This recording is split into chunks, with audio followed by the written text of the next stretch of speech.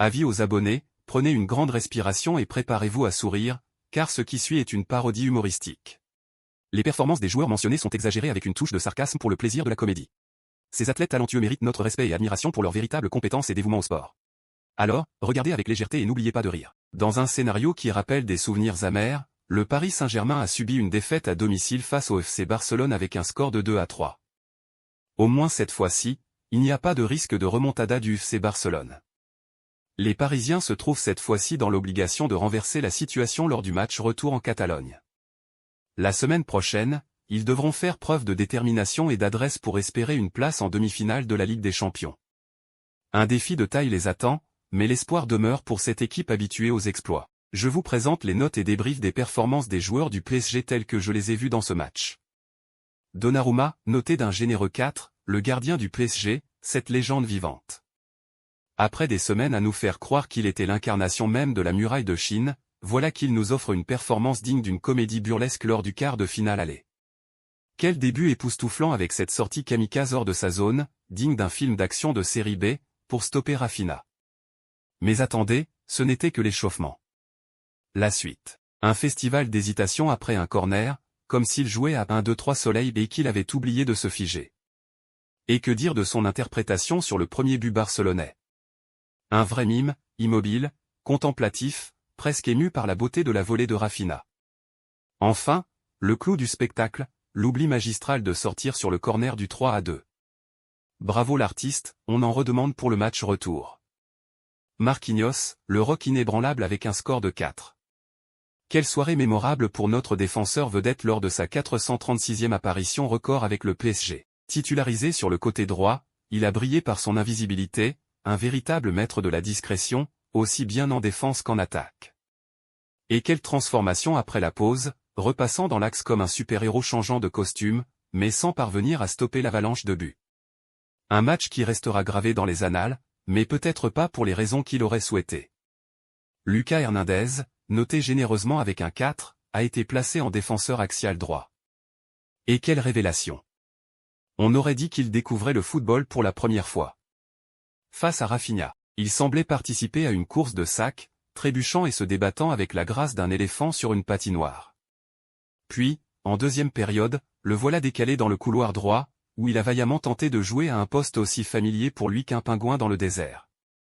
Chapeau l'artiste. Lucas Beraldo, avec un score éblouissant de 2, nous a fait l'honneur de revenir d'une suspension de 2 matchs pour nous offrir une prestation inoubliable. Quelle inspiration dans ses choix. Toujours un temps de retard, comme s'il voulait donner de l'avance à ses adversaires, quel gentleman. Et que dire de son positionnement sur l'ouverture du score? Un véritable hommage à l'art abstrait, où personne ne sait vraiment ce qui est censé se passer.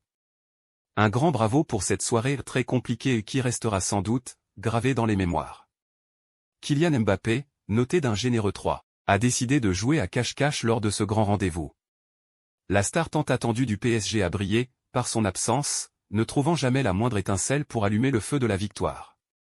Sa première frappe, plus proche de la ligne de touche que des filets, a été le prélude d'une série de non-événements.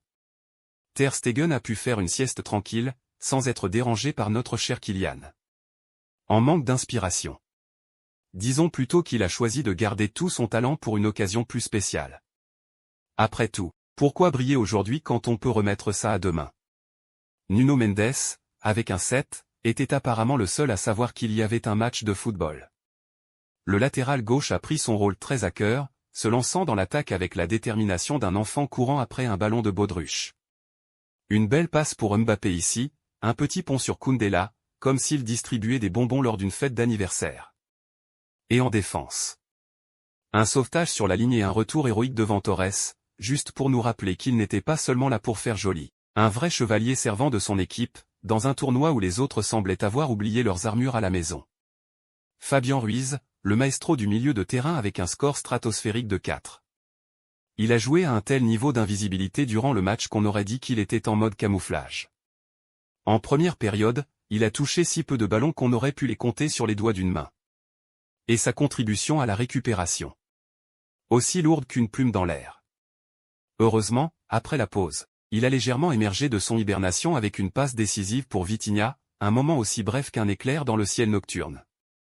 remplacé à la 85e par Gonçalo Ramos, qui n'a pas été noté, mais comment pourrait-on évaluer une apparition aussi éphémère? Ousmane Dembélé, noté d'un flamboyant 6, était le danger incarné en première période, du moins, c'est ce que sa note semble indiquer.